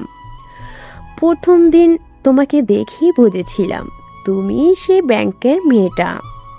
রাগ ছিল তোমার উপর, ক্ষোভ। তুমি বোরখা পরা ছিলে, মুখ নেকাব বাঁধা ছিল, কিন্তু তোমার ভুরুর উপরে তিলটা ঠিক দেখা যাচ্ছিল, তাই তো তোমাকে দেখেই চিনে ফেলছিলাম। বাড়ি গিয়ে আহুকে বললাম এ মেয়েকে বিয়ে করার কোনো প্রয়োজন নেই। আহু আমায় বলেছিল তোমাকে কয়দিন দেখে যেন সিদ্ধান্ত নেই, তোমার প্রতি ওর ভরসা অটল। তারপর তোমাকে দেখলাম, জানলাম, বুঝলাম, তাতে যা মানলাম তুমি ঠিক আমার অতীত। আমিও তোমার মতো চঞ্চল ছিলাম। তোমার ভিতর যেন নিজের ছায়াকে দেখলাম, যে হাসতে হাসতে, ভাঙতে গড়তে, ভালোবাসতে সব জানে। তুমি যেমন পানির মতো মিথ্যা বলো, আমি তেমন পারি না। তোমার যে অভ্যাসগুলোকে সবাই খারাপ ভাবে, সেগুলোকে আহু ভালোবাসে, আর তুমি তাকে ছেড়ে দিচ্ছ। নিশু, জীবনের পথে তোমার অভ্যাসগুলোকে খারাপ বলার লোকেরা অভাব হয় না, কিন্তু সে অভ্যাসগুলোকে ভালোবেসে কেউ তোমাকে ভালোবাসতে চায়, তার মানে সে সত্যি তোমাকে চায়। আর তুমি শুধু তাকেই ছেড়ে দিচ্ছ না, ছেড়ে দিচ্ছ নিজের জীবনটাকেও। নিশু, জীবনটা খুব ছোট, আর ছোট জীবনের প্রতিটা মিনিট, প্রতিটি সেকেন্ড মূল্যবান। সামান্য একটা ঘটনা জীবনটাকে থামিয়ে রাখা বোকামি কিনা বলো? তাও তোমার মতো মেয়ের। তুমি তো অন্যের অনুপ্রেরণা। তুমি এমন ভেঙে পড়লে তোমার ভরসায় থাকা মানুষগুলোর কি হবে? তাহলে কি করবেন? আমার মাথা করবে, গাধা যেন কোথাকার। এতক্ষণ কাকে কি বুঝালাম? সব ওয়েস্ট। ফুপু শাশুড়ি আম্মা গাধা না, গাধি হবে। আমি ফিমেল। কি প্রমাণ তুমি ফিমেল? আপনার রাহুর সাথে বিয়ে হবার 1 বছরের মধ্যে আপনাকে পাক্কা দাদি বানিয়ে দিব। বাড়ি এসে নিশু রুমে ঢুকে দেখলো আহু ওর টেবিলে বসে একটা বই পড়ছে। নিশু একটা লম্বা শ্বাস নিল, তারপর আহুর কাঁধে হাত রেখে বলল, কখন এলে? আহু নিশুর প্রশ্নের জবাব না দিয়ে বলল, কোথায় ছিলে এতক্ষণ? তোমার রেশমি ফুপির সাথে। কেন? আন্টি ডেকেছিলেন কিছু কথা বলার জন্য। ও শোনো নিশু। আহু নিশুকে পুরোপুরিভাবে নিজের মাঝে আবদ্ধ করলো। প্রথমে নিশু একটু চকিত হলেও পরক্ষণে নিজেও মিশে গেল আহুর মাঝে। দুজনার হৃদযন্ত্রের গতি বোধহয় আগের থেকে 1000 গুণ বেড়ে গেছে। বেড়ে গেছে অস্থিরতা, ভালোবাসাহীনতা পাচ্ছে মধুরতা। আহু বেশ খানিক সময় বাদে নিশুর মুখ নিজের 2 হাতের মধ্যে নিয়ে বলল, সেদিন কি বললে অন্য একজন তোমায় নোংরাভাবে স্পর্শ করছে? আমি তোমায় মেনে নিতে পারবো কিনা? নিশু, তুমি ভুলে গেলে আমি গত 4 বছরের বেশি সময়ে অগণিতবার তোমাকে জড়িয়ে ধরেছি, স্পর্শ করেছি। হ্যাঁ, সেই ব্যক্তির স্পর্শ নোংরা ছিল, কিন্তু প্রথম স্পর্শ আমার ছিল, আর আমার স্পর্শে তো তোমার প্রতি শুধু ভালোবাসা, পবিত্র ভালোবাসা। নিশু, দেখো আজ আবার তোমাকে নিজের মাঝে আবদ্ধ করে তোমায় পুরোটা স্পর্শ করলাম। আজ সে নোংরা স্পর্শ তোমার শরীর থেকে আমি নিয়ে নিলাম, দিয়ে দিলাম আমার পবিত্র ভালোবাসার প্রলেপ। তোমার পুরোটাই এখন শুধু তোমার আহুর ভালোবাসার প্রচ্ছদ। তুমি এখন আমাতে আচ্ছন্ন। আহু নিশুর কপালে, গালে, চোখে, ঠোঁটে ছুঁয়ে বলল, আমার ঠোঁটে স্পর্শ দিয়ে সেই নোংরামি শুষে নিলাম। তুমি এখন আমার ভালোবাসায় ভালোবাসাময়ী। আরও কারো স্পর্শ নেই তোমার শরীরে। তোমার শরীর, মন, আত্মা এখন আমার বসবাস। তোমার শরীরের প্রতি বিন্দুতে এখন আমার বিচরণ। সারা জীবন আমার ছোঁয়াতে আচ্ছাদিত থাকবে তুমি। নিশুর গাল বেয়ে টুপটাপ জলধারা বর্ষিত হচ্ছে। নিশু চোখ মেলে আহুর দিকে তাকিয়ে নিজের আঙুল দিয়ে নিজের ঠোঁট ছুঁয়ে বলল, গত 4 বছরে এখানে কখনো তোমার ছোঁয়া পাইনি। এটা কি জরুরি এখন? তুমিই তো বললে আমার পুরোটা জুড়ে তোমার বিচরণ। আমি এই মুহূর্ত থেকে আমার পুরোটায় তোমার বিচরণ চাই, তোমার অস্তিত্ব অনুভব করতে চাই। তুমি পাগলি নিশু। হ্যাঁ, তোমার ভালোবাসায়। দাও না ছুঁয়ে আজ থেকে না হয় আমার পুরো নিঃশ্বাসে রন্ধ্রে রন্ধ্রে তোমার অস্তিত্ব, তোমার বিচরণ অনুভব করি। নিশু আহুর গলা জড়িয়ে খানিকটা উঁচু হয়ে আহুর চোখে ভালোবাসার স্পর্শ দিল। নিশুর চোখ থেকে তখনও অশ্রু নামক নোনা তরল ঝরছে। আহু নিশুর গালে হাত দিয়ে প্রবল আবেগ, মায়া আর ভালোবাসায় নিশুর ঠোঁটকে ভালোবাসায় জড়ালো। নিশু সাকিকে হকি স্টিক দিয়ে পিটাচ্ছে। নিশাদ আহু তা দেখে হাততালি দিচ্ছে। গতকাল বিকালে সাকিকে জামিনে বের করা হয়েছিল, আর আজ সকালে সে তার দুর্ভাগ্যক্রমে নিশুর সামনে পড়ে। ব্যাস, কাজ খতম। বাকি কাজ নিশু করছে, মারতে মারতে ভর্তা বানাচ্ছে। সাকি আহা আহা করে চিল্লাচ্ছে। আশেপাশে কেউ কিছু বলার সাহস করছে না, কারণ সবাই জানে যে বলতে যাবে সে নিশুর হকি স্টিকের শিকার হবে। তাই চুপচাপ তামাশা দেখাকেই শ্রেয় মনে করলো সবাই। নিশাদ আহু দাঁড়িয়ে দাঁড়িয়ে চুপচাপ দেখছে আর হাততালি দিচ্ছে। বেশ খানিক সময় যাবৎ নিশু শুধু শাকির পিছনে হকি স্টিক দিয়ে মারলো। পুলিশ এসে ওকে থামালো। নিশুকে গ্রেপ্তার করতে পারলো না রেশমির কারণে। রাস্তায় শুয়ে ব্যথায় কাতরাচ্ছে সাকি। আহু শাকির পাশে বসে বলল, কি রে বাচ্চা হারামি, কেমন লাগছে? কিডন্যাপ করার আর লোক পেলি না, বেছে বেছে আমার নিশুকে কিডন্যাপ করলি। এখন মজা বোঝ। এই গন্ধ আসছে কিসের রে? শালা মায়েরকে হিসু করে দিলি নাকি? আস্তাগফিরুল্লাহ, সি কমিশনারের ছেলে হয়ে রাস্তায় মেয়েদের হাতে মায়েরকে হিসু করে দিলি? মান সম্মান সব মফিজদের বাড়ির বাথরুমে ফেলে এলি। আহু যাবার সময় শাকির পাছায় আরেকটা লাথি দিয়ে গেল। বেচারা ব্যথায় চিৎকার দিতে লাগলো। আহুর রুমে আহুর বিছানার মধ্যখানে বধূ বেশে বসে আছে নিশু, পরনে লাল বেনারসি। গুন্ডি নিশুকে বধূ বেশে এত সুন্দর লাগছে যা কল্পনার বাইরে। নিশু নিজের চুড়িতে আঙুল টানতে টানতে রিনঝিন শব্দের আবেশে হারিয়ে ভাসছে। শেষ পর্যন্ত বিয়েটা হয়ে গেল। 4.5 বছরের অপেক্ষার অবসান হলো। যখন কবুল বলেছিলাম তখন ভয় আর সুখের ছোঁয়া এসে মনকে ঘিরে ধরেছিল। আজ থেকে আহু আর আমি দুজনার। বহু প্রতীক্ষার অবসান হলো দুজনার। পুরো রুম জুড়ে গোলাপি আর নীল রং তার হালকা আলোয় স্নিগ্ধতায় মুড়ে দিয়েছে। এই আলোর কারণে নিশুর চুড়ি আর গায়ের গয়না ঝিকমিক করছে, ঠিক আলোক ছটার মতো। নিশুর নাকের হীরের নাকফুলটা বারবার চমক দিচ্ছে। এত ভারী শাড়ি গয়না পরেও নিশুর অস্বস্তি লাগছে না, বরং বেশ ভালো লাগছে। ভালো লাগছে আজ আহুর জন্য অপেক্ষা করতে। রুম স্প্রের হালকা বেলি ফুলের ঘ্রাণে মন মাতাল মাতাল করছে। কিছুক্ষণ পর আহু এলো। নিশুর মুখোমুখি বসে আঙুল দিয়ে নিশুর চুড়িতে টান দিল। হালকা টানে চুড়িগুলো রিনঝিন শব্দে নেচে উঠল। নিশু কিছুটা কেঁপে উঠল। আহু নিশুর আঙুলের ভাঁজে আঙুল ডুবিয়ে বলল, তোমাকে খুব সুন্দর লাগছে নিশু। হালকা গোলাপি আর নীল আলোয় তোমাকে নীল ঝিলে ফোটা গোলাপি পদ্মের মতো মায়াবী, নির্মল আর স্নিগ্ধ লাগছে। তোমার নাকের নাকফুলটা সকালবেলা সূর্য ওঠার আগে যে তারাটা দেখা যায় সেই শুকতারার মতো জলজল করছিল, যা অপরূপভাবে চমকাচ্ছে। তোমার চুরির ইঞ্জিন শব্দ বৃষ্টির মতো ছন্দ তুলছে, আর তোমার কোপায় লাগালো বেলি ফুলগুলো আমায় মাদকের মতো টানছে। আজ তোমার পুরোটা জুড়ে মাদকতা বিরাজ করছে নিশু। নিশু লজ্জায় মাথা নিচু করে বলল, আহু, আমার খুব ভয় করছে। আমার বাঘিনীর ভয় করছে? না, ঠিক ভয় না, তবে কেমন জানি লাগছে। প্রথম রাত তো, তাই পরে ঠিক হয়ে যাবে। আহু, ভালো হচ্ছে না কিন্তু। প্রথম তো এখন ভালো তো এখন হবে। চলো তোমাকে সুন্দর একটা জিনিস দেখাই। কি?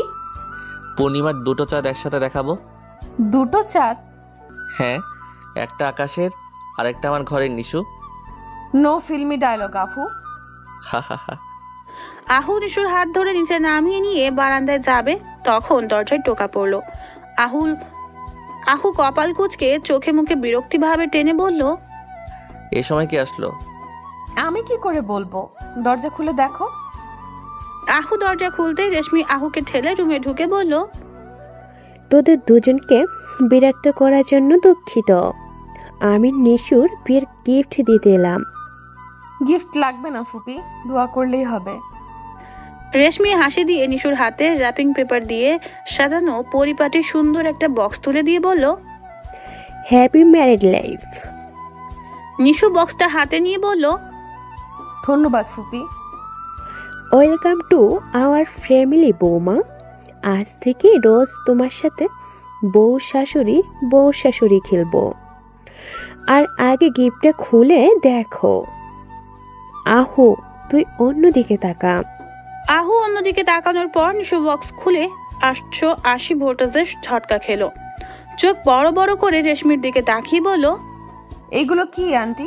মাল্টি কালার থার্ড পেপার বৌমা। কেন, তুমি না ব্র্যান্ড জানতে চেয়েছিলে? তাই পুরো সেট কিনে নিলাম। সাইজ মিলে নিও। তুমি তো আবার আমার মতো মোটো না, বরং পাটকাঠি। নিশু হাসবে না কাঁদবে ভেবে পাচ্ছে না। বিয়ের দিন শাশুড়ি তার ছেলের বউকে এমন উপহার দিতে পারে বলে নিশুর ধারণা ছিল না। নিশু ঠোঁট বাঁকিয়ে বলল, আপনি এখনো আমাদের ফার্স্ট মিটিং মনে রাখবেন? ওটা ভোলা কি এত সহজ বৌমা? আচ্ছা শোনো, বিয়ের সময় তোমাদের বাসায় একটা মেয়ে দেখলাম, চেহারা হুবহু তোমার মতো, নীল চোখ মেয়েটার। সে কে? আগে তো দেখিনি। ও ইস্যু, আমার বড় কাকার ছোট মেয়ে। এতদিন ভারতের দার্জিলিংয়ে পড়াশোনা করত, আমার বিয়ে উপলক্ষে আসছে। মেয়েটা দেখতে খুব মিষ্টি, লক্ষ্মী, শান্ত। ভাবছি রিমনের সাথে বেশ মানাবে। তোমার বোনকে। তুমি কি বলো? তোমার পরিবারের সাথে কথা বলবো। হ্যাঁ হ্যাঁ অবশ্যই, বলুন। আচ্ছা, তবে তোমাদের বউ ভাতের পর কথা বলবো। এখন তোমাদের সময়। Enjoy baby, best of luck সংসার জীবনের জন্য। আর তার সাথে আমার মতো ফুফু শাশুড়ির সাথে সারা জীবন কাটাবে বলে স্বাগতম।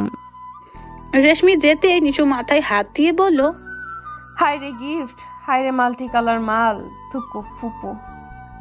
আহু কাছে এসে বলল, কি গিফট দিল ফুপি?